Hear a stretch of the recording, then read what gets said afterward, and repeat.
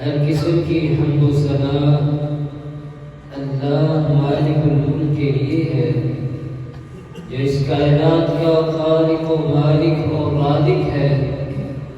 درود و سلام کے تمام مبارک کلمات میرے اور آپ کے پیر و مرشد ہادی الرسل سید الاولین والآخرین، میرے اور آپ کے دلوں کی بہار جناب محمد رسول اللہ صلی اللہ تعالی علیہ وسلم کی ذات مقدسہ پر نازل ہو۔